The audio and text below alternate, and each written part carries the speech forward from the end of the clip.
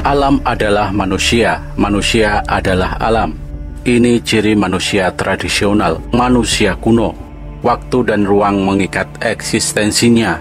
Manusia merupakan pasangan alam sekaligus si alam itu sendiri.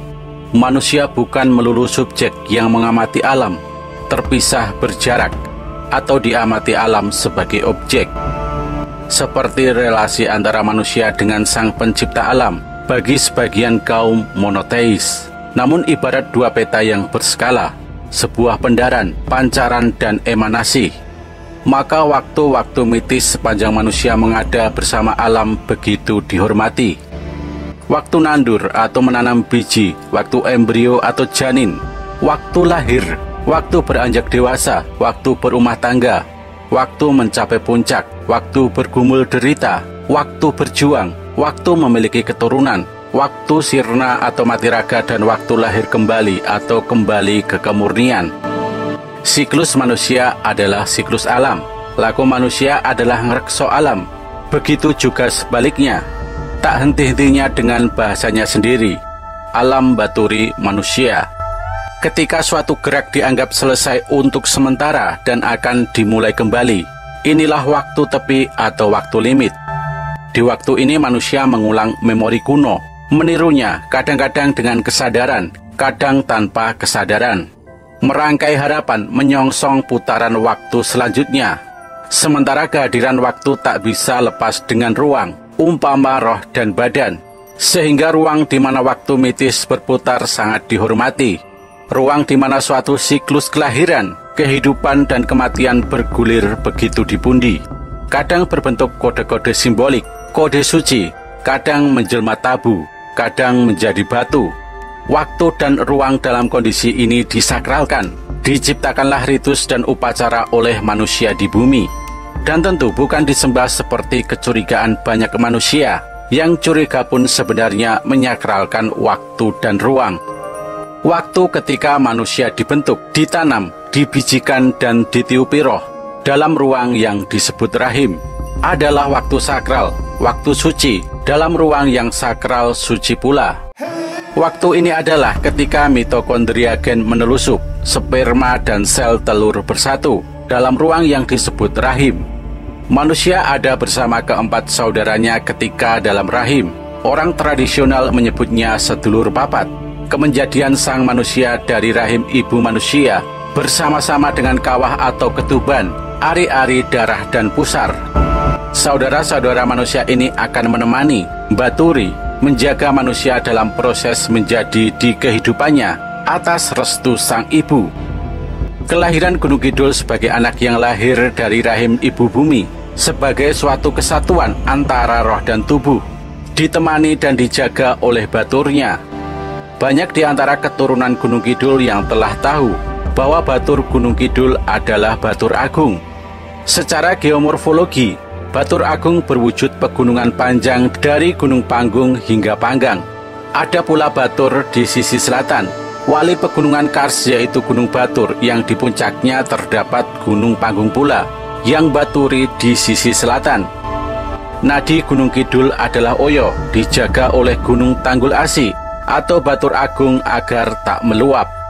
Oleh para geolog, katanya kawah Gunung Apilah yang setia menemani lahirnya sebuah gunung.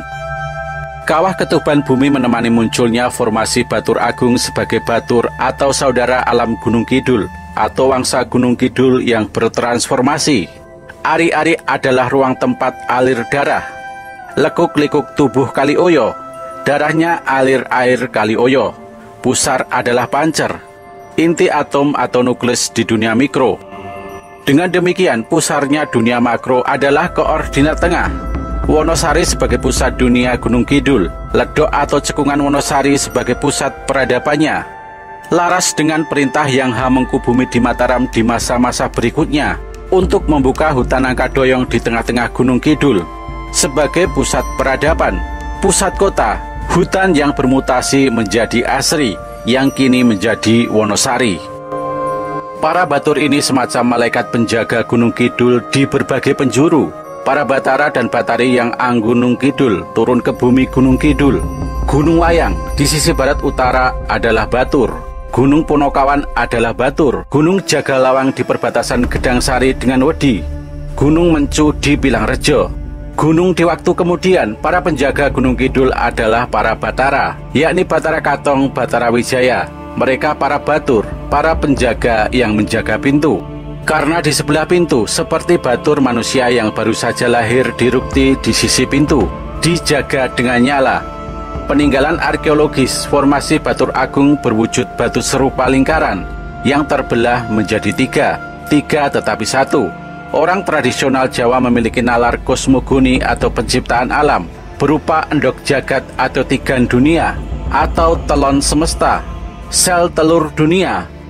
Batara Antiga adalah cangkang telur, Batara Ismaya adalah putih telur, Batara Guru adalah kuning telur. Kosmologi telon terdiri dari langit yang berarti putih, manusia merah darah, dan bumi hitam tanah. Tiga-tiganya satu, satu-satunya tunggal. Nalar pemecahan itu gerak menjadi, sementara penggabungan adalah gerak kembali. Konon ada yang pernah mencoba membuang salah satu kepingnya ke jurang. Ungkap Burumiati, dia mengalami celaka, dan pecahan batu bergerak kembali ke asalnya. Peninggalan arkais berupa lempeng batu yang terpecah menjadi tiga bagian ini terletak di Gunung Tanggulasi, yaitu yang biasa disebut Gunung Batur Agung di Dusun Sriten, Bilangrejo Nglipar, di dekat sebuah gubuk di Tanah Sultan, yang pada 17 Maret 2015 dibangun dan diresmikan sebuah embung wisata dengan nama Embung Batara Sriten. Di puncaknya tempat star olahraga para layang sering dilaksanakan, menahan laju wisatawan yang gencar memenuhi puncak ini, terlebih di akhir pekan. Bertahanlah sebuah petilasan kerabat keraton Yogya bernama Raden Karsa Pramudia atau sering disebut Syekh Walijati, yang pada waktu dulu pernah bertapa di gunung ini di wilayah Sriten.